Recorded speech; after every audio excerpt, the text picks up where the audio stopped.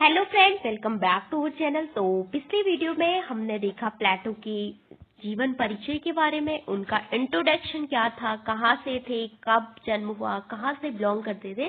तो 427 ईस्वी में हमने देखा कि जन्म हुआ था और ग्रीक जो कि यूनान जिसे कहा जाता था वहां से बिलोंग करते थे। वहां का एक सिटी स्टेट था आपका एथेंस। तो वहां पे नगर शहर नगर राज्य जो भी थे सिटी स्टेट, तो एक सिटी स्टेट था आपका एथेंस। तो वहां से आपके प्लेटो बिलोंग करते थे। प्लेटो की जो शिक्षण संस्थान था, एजुकेशनल इंस्टीट्यूशन, उसका नाम था आपका एकेडमी। और इसके दरवाजे पे क्या लिखा था? जिसको ज्यामिति आती हो, यानी जिसको ज्योमेट्री आती हो, उसको ही इसके अंदर प्रवेश दिया जाए और बाकियों की यहाँ कोई जरूरत नहीं है। ओके, तो ये कहाँ लिखा था? एथेंस जो एकेडमी थी उसके गेट पे। ओके, तो प्लेटो को ज्यामिति से बहुत लगाव था। इसके अलावा प्लेटो अपने समय की जो परिस्थितियां हैं उससे बहुत प्रभावित थे। हम कहीं ना कहीं हम सभी जानते हैं कि जो व्यक्ति होता है अपने वक्त से, अपने टाइम से काफी प्रभावित होता है और बहुत कुछ सीखता है। उसका हर व्यक्ति पे उसका जो वक्त है उसका काफी प्रभाव पड़ता है। तो प्लेटो भी इससे अछूते नहीं रहे। उसके समय में एथेंस में जो हुआ उसका उन पे काफी गहरा प्रभाव पड़ा। हमने देखा कि वहां पे एथेंस और स्पार्टा नाम से दो आपके सिटी स्टेट थे। एक था आपका स्पार्टा, दूसरा था एथेंस। तो एथेंस क्या होता है, स्पार्टा के साथ पेलोपोनेशियन वॉर में आपका हार जाता है। तो प्लेटो को काफी धक्का लगता है कि कैसे मेरा देश हार गया। तो कैसे एक छोटा बच्चा जिसको मतलब काफी सदमा लगता है। तो ये इस सदमे के कारण इतने चले जाते हैं अध्ययन करने की किस प्रकार से मेरा देश हार गया। इसके कारणों का अध्ययन करके इतने मतलब डूब जाते हैं उसके अध्ययन में। तो बाद में विचार उनको समझ आता है कि जो एथेंस का जो शासन था वो आपका निरंकुश शासकों के हाथों में था, यानी करप्ट थे, और जो केवल अपनी इच्छाओं की पूर्ति के लिए बड़े से बड़े राज्य का भी बलिदान दे सकते थे। और एक व्यक्ति की इच्छा पे अगर आपने पूरा देश डुबो दिया तो ये अच्छा नहीं है। तो प्लेटो चाहते थे कि एक आदर्श राज्य बने, जहाँ का राजा जो है काफी अच्छा हो, जहाँ का जो राजा हो दार्शनिक राजा हो, जिसके अंदर बहुत ज्यादा बुद्धि हो, विवेक हो, और उसके हर निर्णय इस प्रकार से हो कि वो कभी भी ऐसा निर्णय ना ले कि उसकी एक गलती के कारण पूरा देश उसकी सजा भुगते। तो वहां पे वो एक न्यायप्रिय शासक बनाना चाहते थे, एक सदाचारी व्यक्ति को राजा बनाना चाहते थे, एक बुद्धिमान व्यक्ति को, गुणवान व्यक्ति को राजा बनाना चाहते थे, और एक नैतिक व्यक्ति को राजा बनाना चाहते थे। इस कारण से उन्होंने अपने आदर्श राज्य का विचार दिया कि जिस व्यक्ति में जिस गुण की सबसे ज्यादा प्रधानता है उसी व्यक्ति को राजा बनाया जाए, उसी व्यक्ति को आपका वो काम सौंपा जाए, मतलब जिसकी आत्मा में आपका जिस गुण की प्रधानता है। तो उन्होंने कहा कि हमारी आत्मा में 3 गुण होते हैं, इस कारण से जो राज्य है उसमें भी 3 गुण होते हैं। तो राज्य को की तुलना की उन्होंने व्यक्ति से, या व्यक्ति की तुलना की उन्होंने राज्य से। तो प्लेटो जो कि आदर्श राज्य बनाना चाहते थे, और इस कारण से उन्होंने अपनी शिक्षा व्यवस्था दी कि हमारी आत्मा में जो गुण है उन गुणों को अगर हम जानने का प्रयास करेंगे तो वो किसकी माध्यम से जानेंगे आप? एजुकेशन यानी शिक्षा के माध्यम की आपको कैसे पता चलेगा कि आपके आत्मा में कौन से आध्यात्मिक गुण हैं। तो ये बात करते हैं कि हमारी प्रत्येक व्यक्ति की आत्मा में 3 गुण होते हैं। तो पहला है बुद्धि, जिसके पास सबसे ज्यादा विजडम होगी, जो सबसे ज्यादा इंटेलिजेंट होगा, जो सबसे ज्यादा बुद्धिमान होगा, जिसके अंदर सबसे ज्यादा विवेक होगा, उसको बनाएंगे हम दार्शनिक राजा। और इसका तुलना की उन्होंने सोने से, यानी गोल्ड से, जो मेटल होती है उससे की। फिर दूसरा व्यक्ति आता है आपका जिसमें सबसे ज्यादा साहस हो, जिसमें सबसे ज्यादा करेज हो, वो बनेगा आपका सैनिक। वो करेगा आपका नेशन की सुरक्षा, यानी देश की जनता की रक्षा। और तीसरा है आपका जिसमें सबसे ज्यादा भूख है, एप्टीट्यूड है, संयम है, वो बनेगा आपका उत्पादक। तो सैनिक की तुलना की उन्होंने चांदी से, यानी सिल्वर से, एंड इसके बाद कॉपर से इसकी तुलना की थी, जो उत्पादक वर्ग है। तो 3 वर्ग होने चाहिए, एक है आपका शासक वर्ग, दूसरा है सैनिक वर्ग, और तीसरा है आपका क्या? उत्पादक वर्ग। तो फर्स्ट जो शासन करेगा शासक वर्ग, दूसरा है सेना सैनिक वर्ग, और तीसरा है आपका क्या? उत्पादक पर। और आत्मा के में कौन गुण होते हैं? एक होता है बुद्धि यानी विजडम जिसके पास होगी और जिसके पास करेज सबसे ज्यादा होगी, और तीसरा है जिसके पास एप्टीट्यूड यानी भूख संयम सबसे ज्यादा होगा। तो व्यक्ति में भी 3 गुण होते हैं, और व्यक्ति में अगर 3 गुण है तो राज्य में भी आपके 3 गुण होने चाहिए।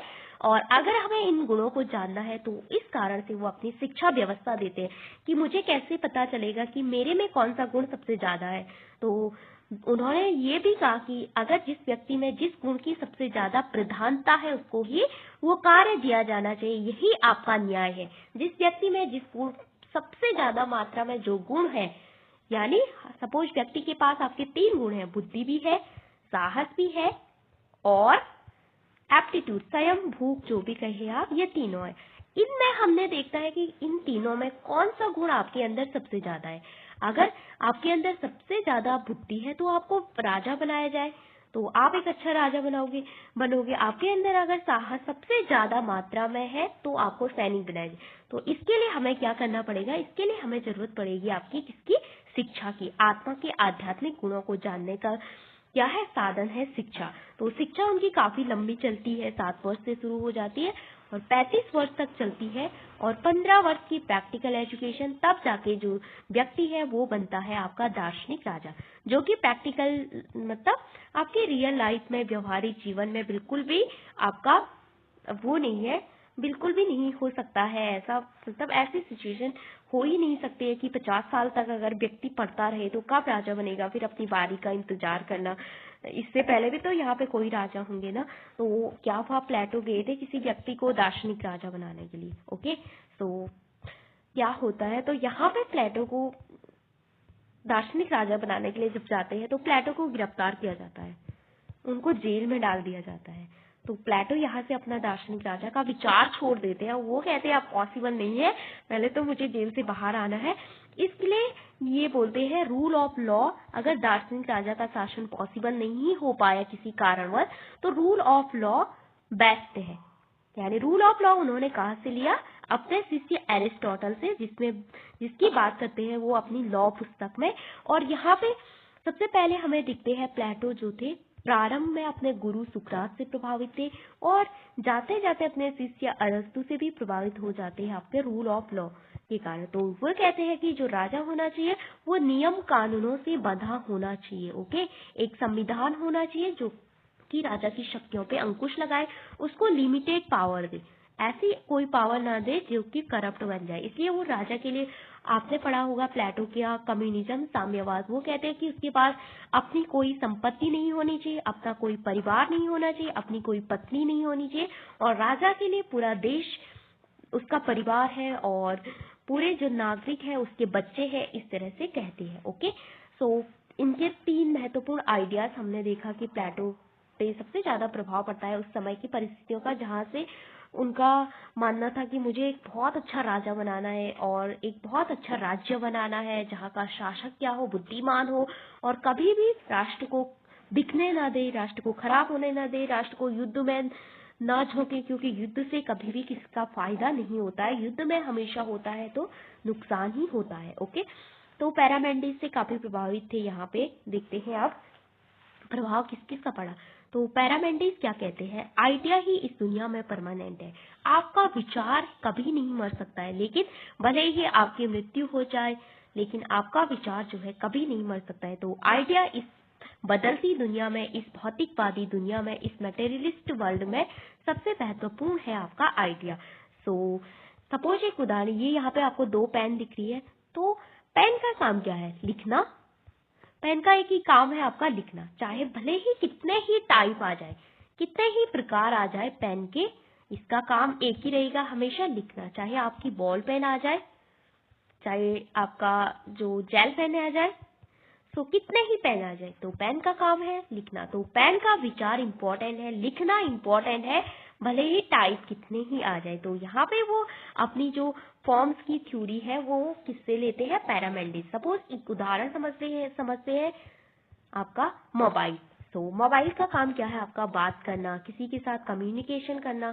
तो इसके पीछे का विचार क्या है आपका? बात करना, आप किसी से बात कर पा रहे हैं, संवाद कर पा रहे हैं, आप अपने विचारों को एक्सचेंज कर पा रहे हैं, आप दूसरे के आइडियाज को सुन पा रहे हैं, लेकिन भले ही कितने टाइप आ जाए, आप देख रहे होंगे कि जब सबसे पहला फोन आया था पुराने जमाने में आपका नोकिया, आज आप देखते हैं एप्पल के बहुत सारे वर्जन आ चुके हैं, ये आईफोन इतना है, ये आईफोन इतना है। तो भले ही कितने ही टाइप क्यों ना आ जाए, लेकिन इसका विचार क्या था इसको बनाने का, कि हम अच्छे से संवाद कर पाए। तो हमेशा आपका क्या है, विचार इंपॉर्टेंट है, यानी आइडिया इंपॉर्टेंट है, आइडिया कभी नहीं मरता है। तो ये लिया उन्होंने पैरामेंडिस से। दूसरा है हेराक्लिटस। हेराक्लिटस क्या कहते हैं कि इस दुनिया में सब कुछ परिवर्तनशील है, यानी प्रवाह। ये यहाँ पे आइडिया भी नहीं कहते हैं। तो इन दोनों में ये अंतर है। ये कहते हैं ओनली आइडिया यहाँ पे परिवर्तनशील नहीं है और सब कुछ परिवर्तनशील।